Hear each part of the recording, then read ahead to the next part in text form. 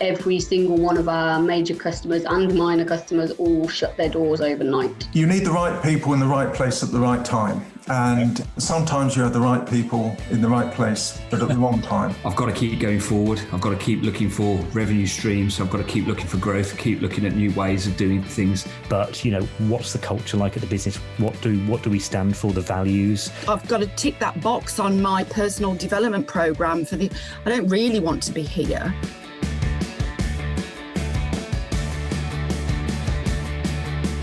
Scaling up a business isn't easy. If it were, we wouldn't have less than 4% of businesses scaling beyond 10 employees or around £1 million turnover level, and less than 1% beyond 50 employees. But the contribution that we make as owner-managers to our economies is immense and should never be underestimated. Yet it can be a tough gig for all of us at times, and only other business owners truly understand the challenges that we face. And through ScaleUp Radio, we aim to help make things a little easier.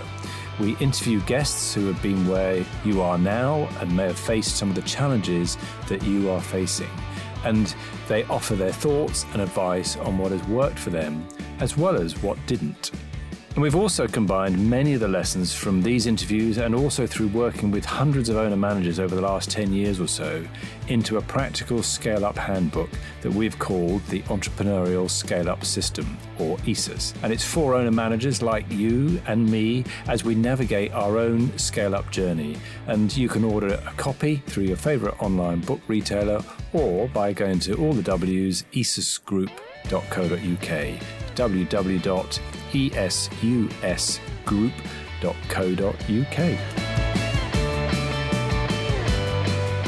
Hello, I'm Granger Forson, and welcome to this week's episode of ScaleUp Radio. This week, I'm speaking to John Fisher of Westway IT, who specialises in looking after the IT needs of micro and small businesses.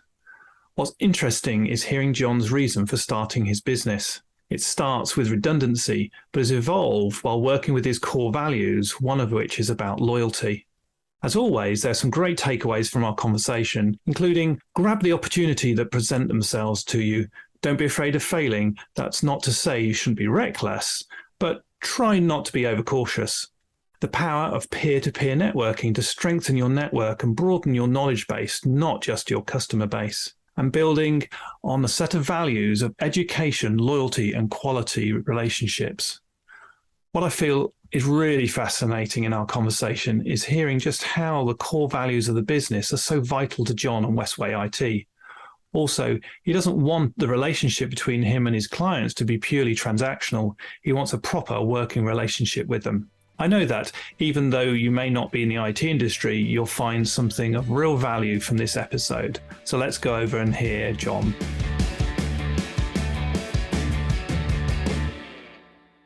Hello, John Fisher, and welcome to ScaleUp Radio. And we'd like to introduce yourself and your business to our audience.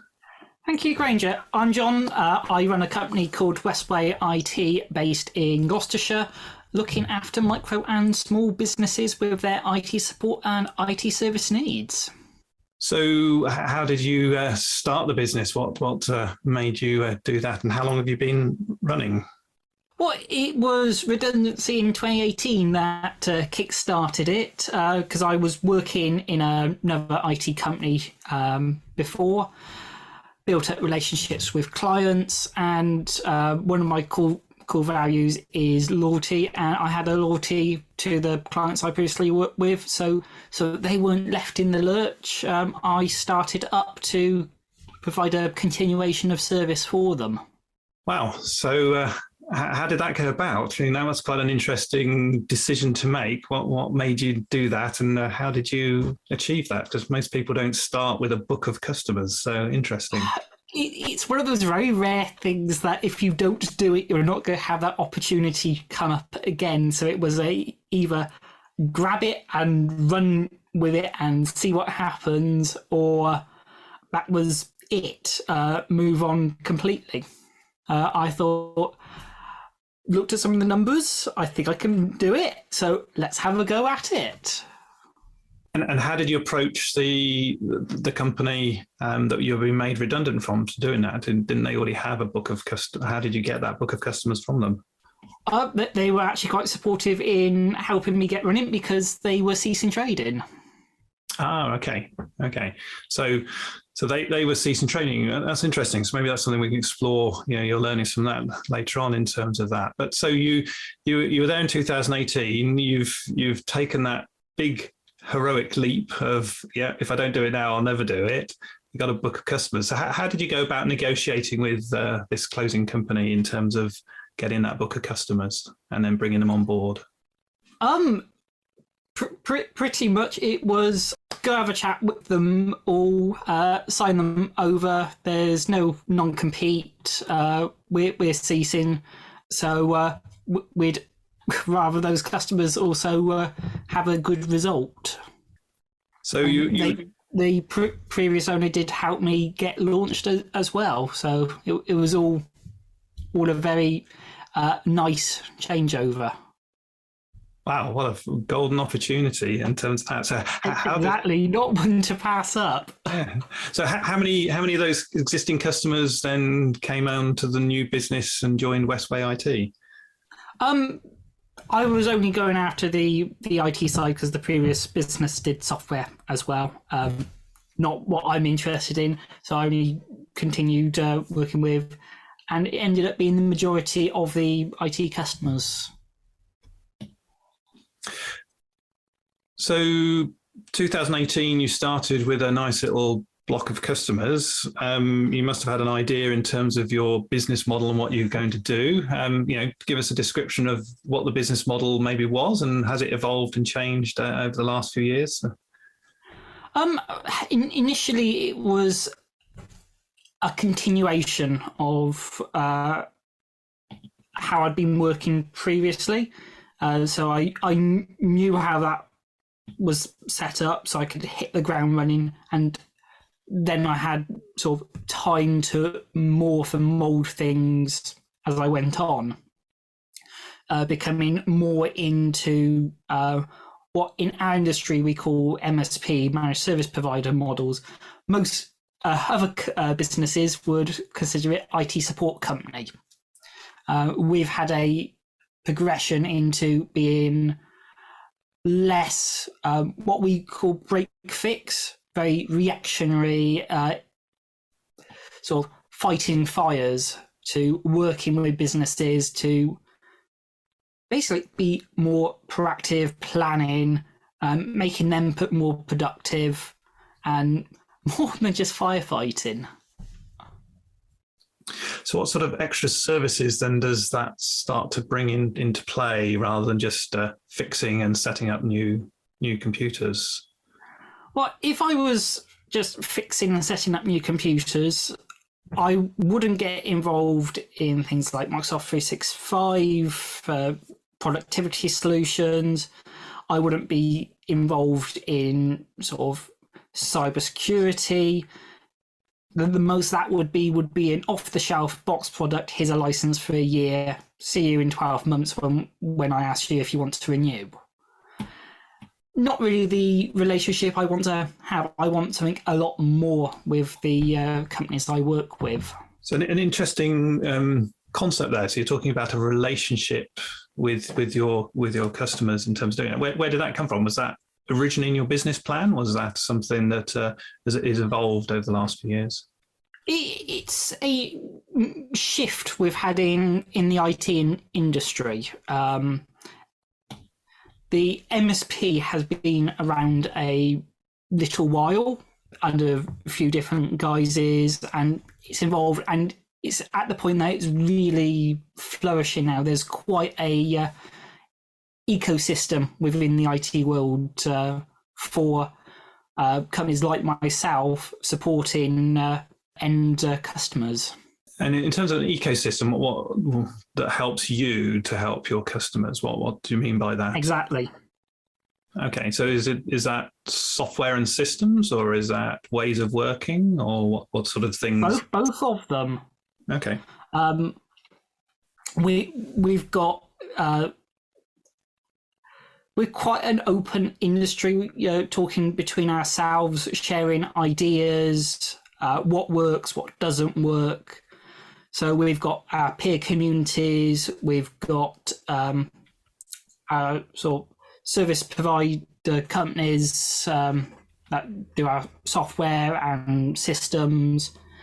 They like to share resources. A lot of them also put on peer events as well to share knowledge, ideas, and a nice phrase I've heard is a rising tide lifts all boats.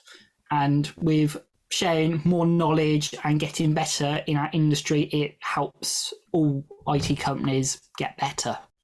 And is that something that you've got involved with because of the development of your business and your business model, or is that something that was already there and you knew about it and tapped into it? Some of it I tapped into at the beginning. Some of it I've joined later on as I've discovered more of these peer groups, communities. So it has been a discovery process as well, finding them. And some of them are also quite new in terms of years.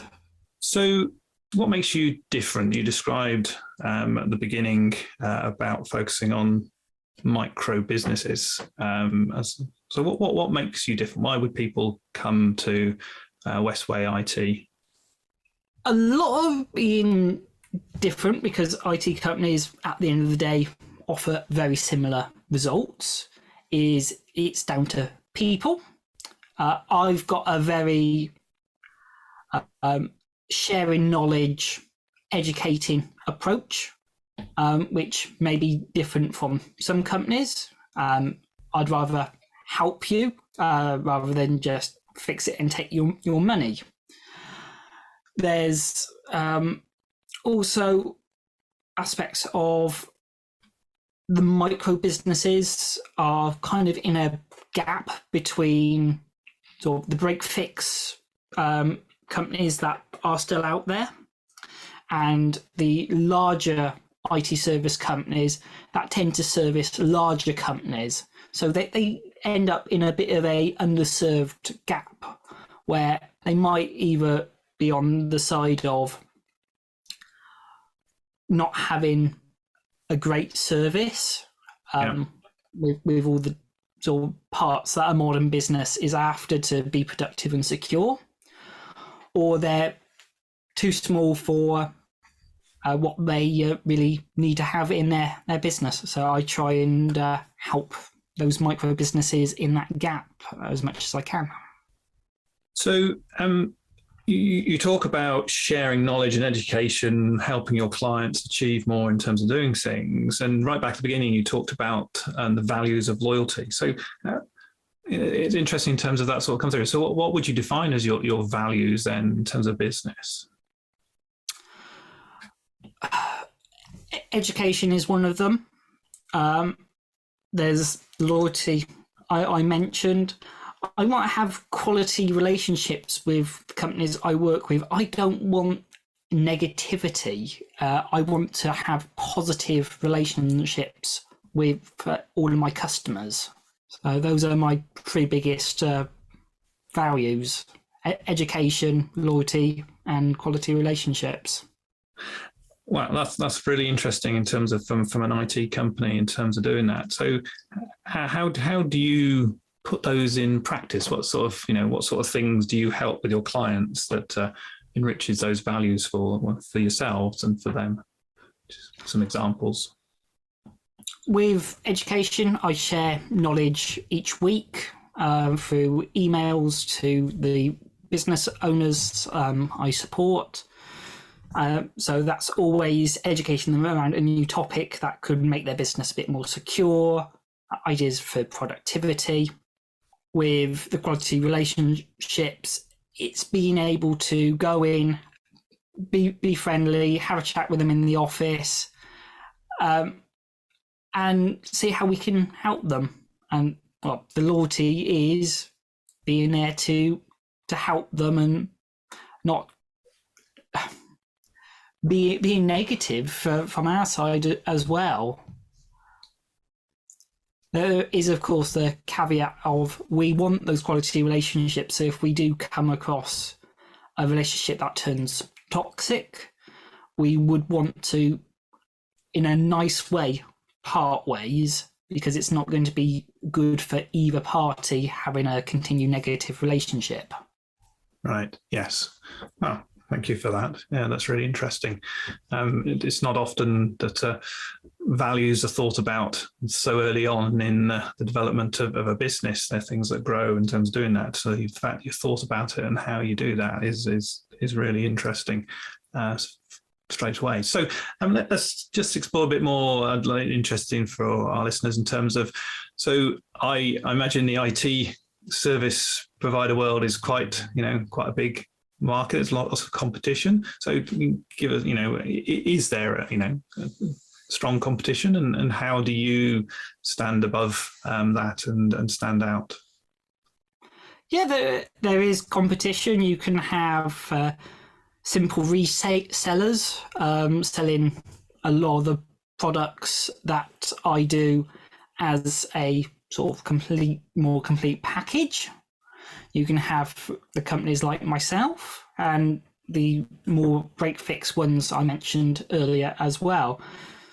So there's different levels of IT support you can get for your business. I like the higher end of that because ultimately it's going to be better for the businesses. They're going to be more productive and they're going to be more secure overall because it's a more complete sort of service. It's not going in once in a blue moon when something breaks. It is much more continuous. There's more checking in and dialogue and building up that relationship. It's not transactional. And is that a trend in the marketplace, or is that something that you're sort of trying to lead into it? What are the changes that are taking place? It's certainly a trend I'm following. I'm not the first, and I certainly won't be the last company in this sort of model. And what other sorts of trends do you see in the IT service marketplace? There's a lot of trends around trying to automate more processes, making companies able to work more efficiently. And there's a lot of conversations about cybersecurity, which is a ever-evolving aspect as well. That if we don't sort of keep our knowledge up on and share best practices and recommend them, we're doing our clients a disservice because we're not helping them as much as we can. So cybersecurity, I've been on one of your webinars. Is very interesting in terms of that. So why has cybersecurity become such a major thing? And does the small business owner really think about it? So 2 questions for you. Well, let's start with, is it a thing for small businesses to worry about? The answer, in short, is yes. And we know that because the UK government does an annual cybersecurity survey. And in their figures for their 2022 report, 4 in 10 businesses reported that they were a victim of a cyber attack within the report period. And that does include small businesses. It's not just big businesses that are targeted. Small businesses can fall victim sometimes more easily, especially when the biggest cyber attack is business email compromise. You might think of it more as phishing emails or somebody trying to get into your emails. That accounted for 84% of the reported attacks in the cybercrime report. So it's an awful lot. And those attacks are just sent out so wide, any business can be affected at any size. And with small businesses, there is a myth of I'm too small to be a target. who's going to be interested in me. At the end of the day, they're after money or important data, or using you as a leapfrog to get into a bigger company. That's one of your clients or suppliers. And then for you, you take a hit financially, you take a hit reputationally. That can be really damaging for businesses. Yes, I can see that. So 84% of the attacks are phishing emails. Interesting in terms of that. So what catches people out then in these type of emails, you know? Well, that's a really difficult question to answer, because the sophistication of some of them are so good, it is very difficult to tell legitimate emails apart from these targeted phishing emails, especially when they've successfully got into somebody's mailbox and they're actually sending as them. So you can't even say it's a different email address because it is from the actual person's account, but it's not really them. Yeah. So if I've clicked on one of those and I'm in trouble, there's been a growth in sort of cyber insurance and those sort of things. But as a client of yours, how would you then help me if I've got this problem? The best thing is trying to limit the risk in the first place by enabling things like multi-factor authentication, which so many platforms have, but so many people don't enable. And it can dramatically reduce the risk of successful password stealing attacks. Awareness is the other one that really makes a difference, because when you're more aware of what to look out for, you're less likely to fall victim to a scam. Afterwards, this is where having good logging and recording of data allows us to actually go in and get a view of what's happened, what have they accessed. If they're taking your password, first action, of course, will be changing your password, because we don't want them to stay in your account. But there's other things we also need to check. We've got a rule for all of our clients that disables forwarding of emails to an external address. Not everyone will have that. So one of the first things to check will be to see if they have set up a forwarder, so they're taking your emails even after you've changed your password and sending them off to their own account. And they're usually set up rules as well to hide their activity. So they automatically delete emails where their keywords have been put in the message, or they just hide all your incoming emails and you just think it's a very quiet morning. Right. So we like to explore, the business growth and how you've developed and what you've been at in terms of doing things. So let's just go back to that start. It was really interesting in terms of doing that. You said that without naming names or anything else, and confidentiality, but the organisation you're in failed. So did you learn anything from that as you were starting and thinking about the design of your business? The big takeaway I had was keep a careful eye on the numbers. That's what killed that business. So the eye was taken off the numbers, and when it was unpicked, it was getting worse and worse. So I like to keep a good eye on what's going on. Zero is great because I've got it set up in a management account style, so I can see where I'm spending money and where I'm making money as well. So financial numbers, any other numbers that are important for you to keep an eye on? Ones that I've thought of more recently, thanks to sort of the peer groups I'm part of, is not undervaluing yourself, putting your prices up, and that's now an annual thing that I do every year. Excellent. So money in, money out, keeping a close eye on it in terms of doing that. Anything else that you track within your business?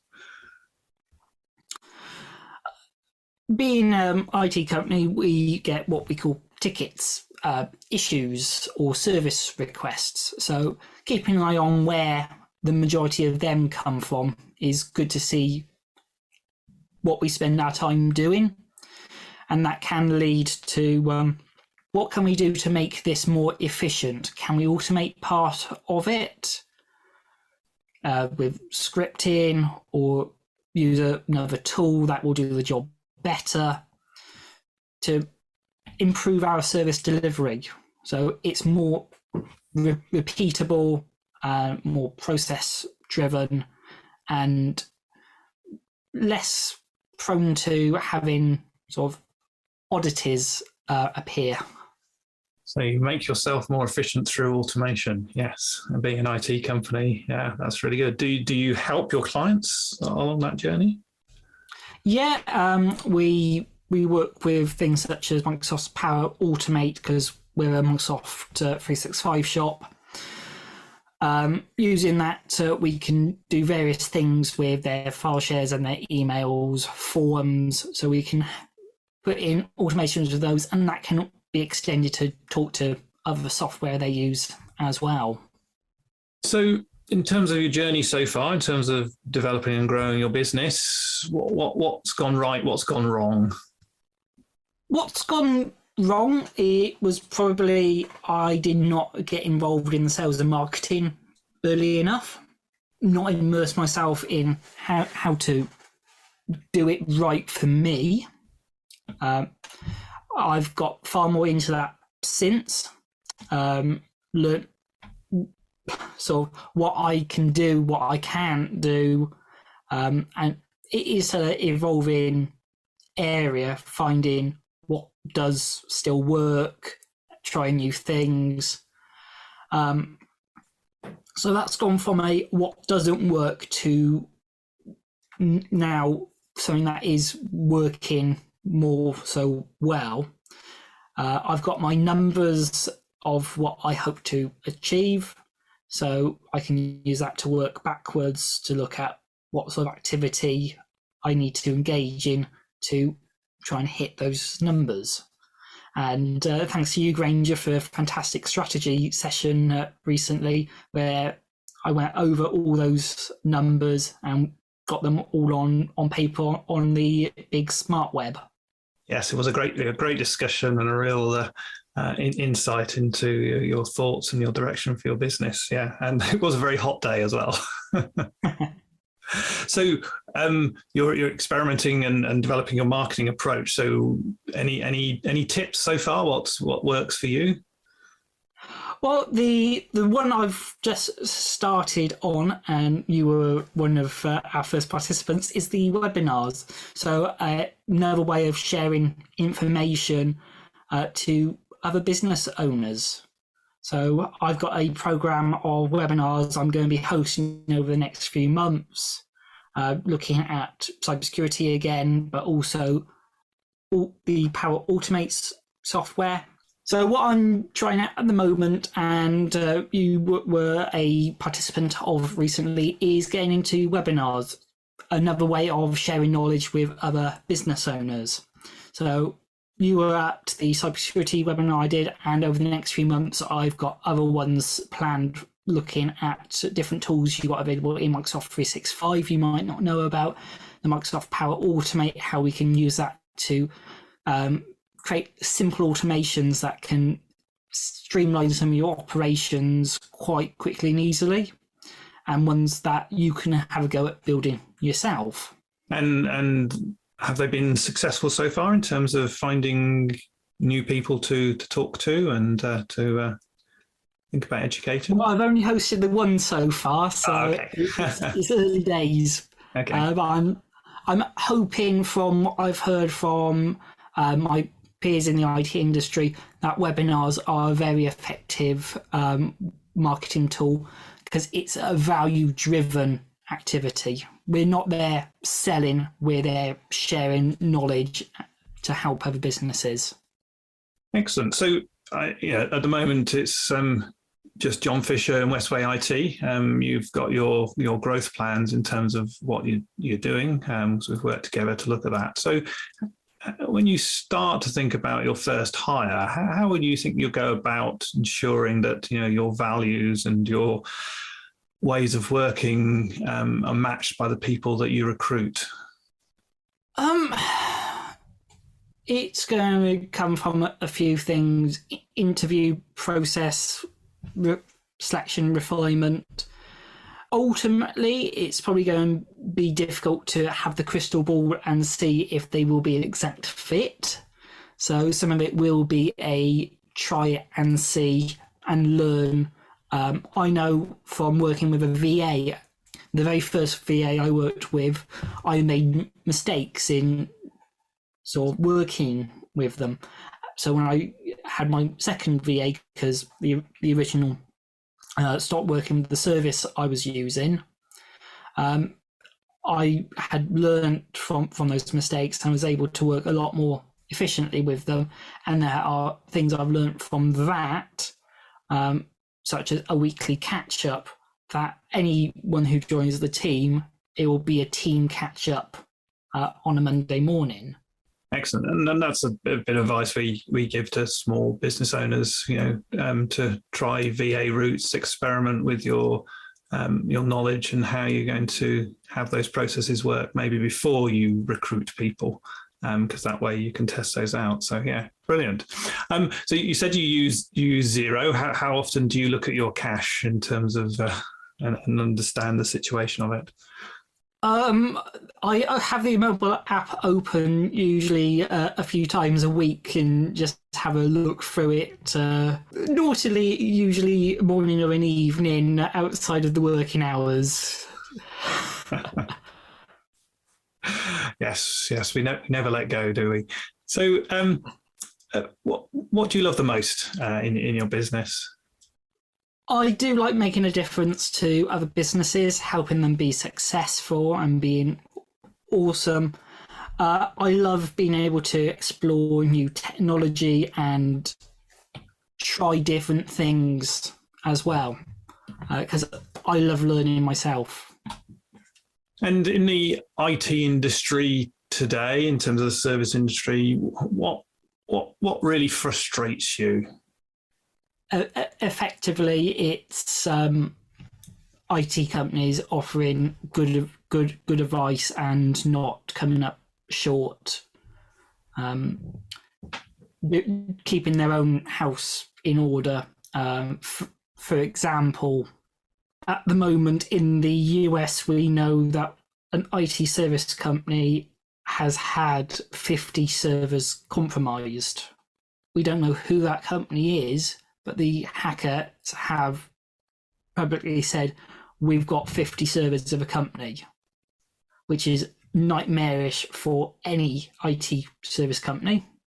And has enough actually been done to protect those systems. It's not saying that put the protections in place and you'll always be fine. There's always a risk. But if you have cheaped out, done the bare minimum or nothing at all, it causes problems for other IT companies. Sure. Something else from the US where some IT service companies have been sued because they weren't strong enough in recommending security protections and actions to take to their clients. And they were held liable for the costs incurred, which is, again, really scary as a provider. So we've got to be stronger and better in the advice we give. So I suppose to sum that, what you're really talking about is what frustrates you is IT companies not actually doing what they say they should be doing. So they may give advice, but they don't do it themselves. Or they don't give enough advice. Yeah. I can remember a number of years ago when Sony PlayStation, their online systems were hacked. And when it really came out, they discovered that actually the Sony board had not spent the money on the security systems that they should have done because they didn't want to, they didn't realise that it would cause that problem. But actually, it was just about money. It wasn't about keeping their clients safe. So not doing what you should be doing. Okay, brilliant. Okay, thanks for that. In terms of your journey so far, some key lessons that you've learned along the way as your business has grown and developed. Time management is certainly one. Love the calendar. There's innovations I've put in place. Scheduling tools are fantastic. If I get a service request come in, can you do this? I can send them a link and they can book the remote session or even a site visit straight into the calendar at a time that's suitable to them, but it knows when I've got the availability. So that removes back and forth discussions for me, making me more efficient and allowing me to then schedule my days better. Surrounding myself with peer groups and advice from other IT companies and previous IT company owners has been invaluable. I've gleaned so much information from reading what they write, talking with them, taking part in discussions. It's great to know some of the mistakes and some of the best things to do, so you can then take those and make it your own. Excellent, and which actually keeps coming back to one of your values of education, really. So it's not just what you help your customers with; it's who you are and what you like to do, and you can see that coming out. So if we were to meet in 5 years from now, if we were to look back, if we're sitting here talking and we're looking back at the last 5 years, what's happened both professionally and personally for you to make these next 5 years, those just gone by, a success? Well, hopefully by that point I'd have a team, so I'd be doing this myself so I can engage more with clients and educating them and being more of a speaker, sharing knowledge with the community. And that does personally as well, making me sort of feel more valuable to the local community too. Brilliant. And what's going to get in your way over the next 5 years, do you think, that would hinder you to get there? So what have you got to get over and get solved? Well, there's the ever-changing marketplace as things change. COVID was a massive acceleration in that industry, where people went remote working and video calls overnight. We might get similar shifts like that in the future. That has taken what was slowly happening and has just made sort of 5 years condensed down into months of change. So changing marketplace, cybersecurity is continuously changing as well as new threats are discovered and ways of working. For example, we're not just antivirus anymore, we're a much larger solution that takes in lots more layers of protection because antivirus on its own doesn't cut it anymore. Super. John, it's been fantastic talking with you. It's been really interesting to see a really interesting start of a business, of actually having a book of clients to take with you and learning from a business that failed, and a really good discussion around your values. And actually we can see those values through this conversation just come out in terms of, you're sharing your knowledge, your education, your loyalty, and the quality of relationships that you want with your clients is absolutely brilliant. So the focus on cybersecurity and really helping educating people to understand the importance of that, and through that then the growth and development of your business. I love the feedback in terms of looking for automation and tools to make your lives easier, with yourself, but also with your customers. So, a really fascinating talk in terms of doing that. What I always like to finish with is a few quick fire rounds. So just after short answers from yourself in terms of this. Okay. So let's have a go. If you were to go back to your younger self, what advice would you give yourself? Possibly buy Bitcoin early on and cash it in. Which books would you recommend to our listeners? There's many great books. Quite an interesting one is Never Split the Difference by Chris Voss. Super. I don't know that one. Oh, great. What podcasts do you recommend? Mine are very IT industry specific, but a few other interesting ones are cybersecurity based, but designed for a wider audience. Hacking Humans and Darknet Diaries. Oh. And what apps do you have on your phone that give you the most?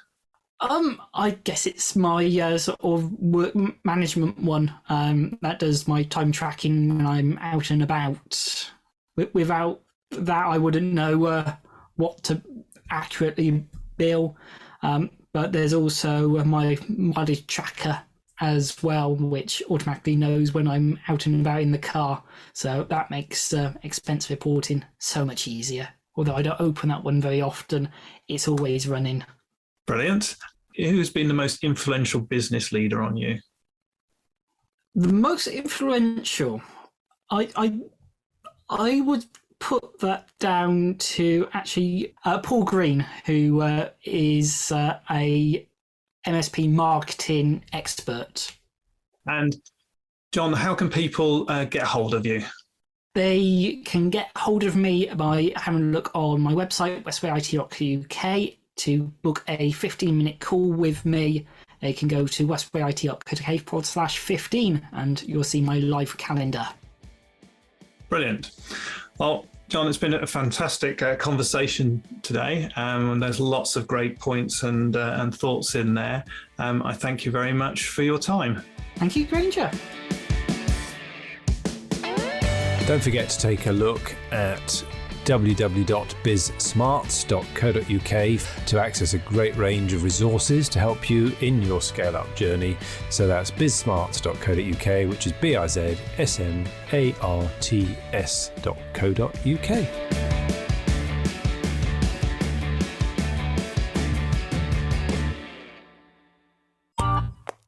This has been a Monkey Pants Productions podcast.